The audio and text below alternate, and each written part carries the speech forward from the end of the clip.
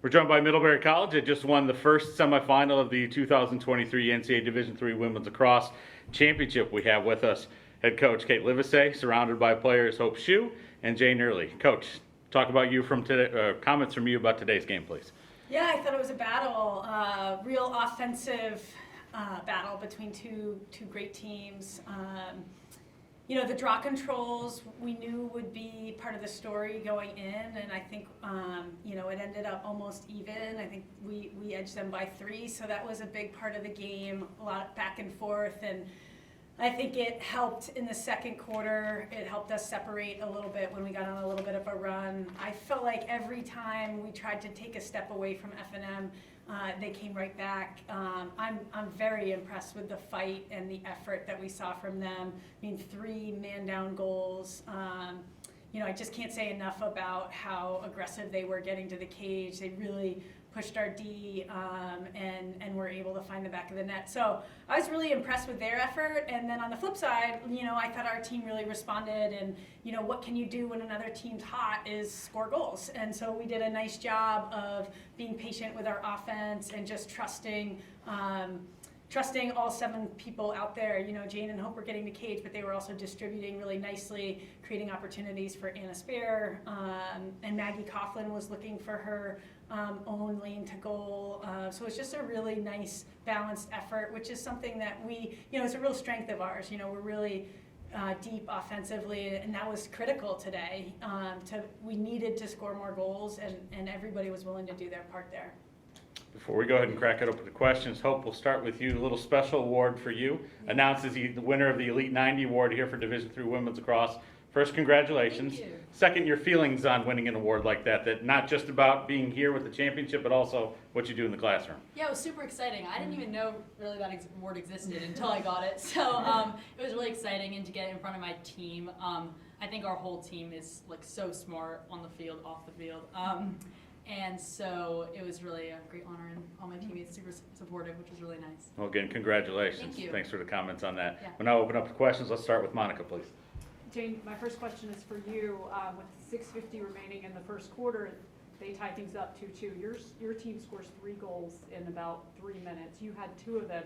From an observer, it seemed like you just decided at that point, I'm going to take over and assert myself. Is that what was happening, or is it more just I'm playing in the flow of the game? Yeah, I think always early you have people testing the waters, and sometimes a few goals go in. But I think we at that point kind of settled in, and I knew that driving was going to be really important today. So I think once we were comfortable out there, it just felt like time to kick it into gear. Okay. Monica, one more. Go ahead. Hope you did so many amazing things today, but I think from my vantage point, the assists, finding your teammates, can you talk about seeing those open teammates, how you were able to get the ball to the rest of the players on offense? Yeah, I think one thing in this game that we just noticed is just how we could really push it down the middle and try to fast break. And I think there were a couple times where I felt like I might have had a shot, and maybe it was a 30% chance of going in or something. And I think in those moments, because I know how much strength we have on our team, like somebody like Maggie Coughlin being right there, ready to take a shot, I'd much rather have it just her and the goalie than me shooting through sticks there. So I think it was just a pretty easy decision to try to draw people in and look to feed. Mr. Cox. Congratulations. Y'all were able continuously to get the shot that you wanted. Run your offense, get what you want. Either one of the players, tell me how that worked out for you. Because I don't think y'all took any bad shots. Well, maybe you'll disagree with that, the goals that you scored were all but point blank, most of them. So you take it from there. Yeah, I think one thing is just we had so many different offensive sets that we look to go through. In every single offensive possession, we're really running through multiple plays every time. And I think, even F&M did a great job changing up their defense, going from a zone to a man, even to a face guard at some points in the middle. And I think because of how adaptable we are, if one thing's not working, we'll pretty quickly figure that out and switch plays until we find what is working. And I think because of that, we were able to get those wide open looks at the end. And something else that went along with that was very much of a lack of turnovers.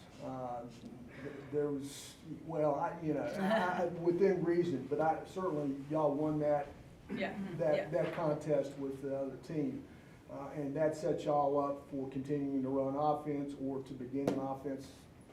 Tell us about that. Yeah, I mean, I think one thing about playing here and having played here before is how important it is to just take care of the ball, and I think we talked about that before the game. I do think we had more turnovers than we would have liked, but I think kind of when we had a run of a few turnovers, really telling the offense, like, hey, the defense has had a lot of reps here, like, let's really take care of the ball for them, give them a chance to breathe. And I think kind of framing it like that makes it a lot easier to not make those risky choices and really take care of the ball. Okay, Dane, you got a couple questions? Jane, just congratulations on becoming the first player in program history to surpass 100 points in a season. Just elaborate on that a little bit and talk about, the storied history and just what that means to you. Yeah, I mean, it means everything to me. Obviously, this is my last weekend playing Middlebury Lacrosse, and so it's pretty cool, but I think that's one thing, but going after tomorrow is more important to me, and I think it's really cool to see how many goals we have put up as a team this season. We have so many scorers scoring so many goals, and that's something that I really credit everyone with. I mean, if we only had one or two threats, we'd be really easy to shut down, and we don't. And so we have everyone on the field looking to drive, and so it's really credit to them and also this year more than ever, like finishing on my passes has been huge, and so.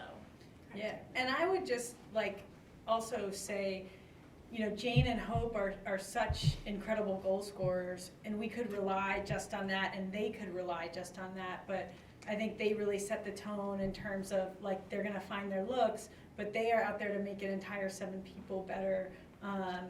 And I think that is why our offense is so good, is they're just willing to share the ball. They have so much faith and trust in their teammates, and they're, it's a really nice balancing of really great attackers who can get to cage, but they have shown everyone how a good attack works, what the tempo is, and how, it's just do what the moment requires. And I think they've really set a standard for how to play really great lacrosse, and that is a big tribute to why we have so many goals this year.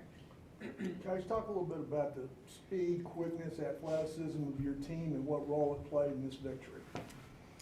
Yeah, I mean, from the very beginning of the season, we really felt our speed was good. Our middies are fast, every single one of them. And so it's just something we talk about every game. We want that to be a separator in transition. And we felt like the matchup with F&M, we know they're really good settled offense, really strong settled D. We knew it was between the 30s that we had to set the tone with our redefend and with our transition. And, I think getting those early transition goals really affirmed that is something we need to continue to look for and put them under pressure in those situations. So it's been a source of confidence for us all year. I've probably for 15 years said I really want a fast breaking team. We finally got one, so it's very exciting, and I think that it gives them a lot of confidence to know that's an option So out you're there. telling me this is a new wrinkle in Middlebury? Yeah, that's right. Yep. Yeah. Monica?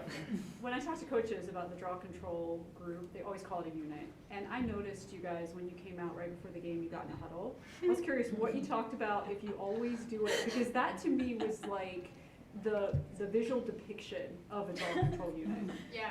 Hope. Yeah, I started that tradition a couple weeks ago. I like it. It's a new tradition where we huddle together. And what do you say? I say unleash the beast. One game, somebody said that to Jane, one of our coaches, and when they said it, then I started saying that to Jane, and then I started saying it to our draw control, because I really do think whoever 3 of us are there, but to start, it's me, Jane, and Erica. It's one of our best defenders. I think we just have a lot of tenacity and grit in the draw circle, and it's something that we really pride ourselves. It's a really fun 3v3 really to start the game. And I'm not a midfielder anymore, but I used to be. And I love playing that scrappy, just go after the ball, get on the ground. So I think yeah, it's a fun way to start the game. Yeah. I think you guys should continue that.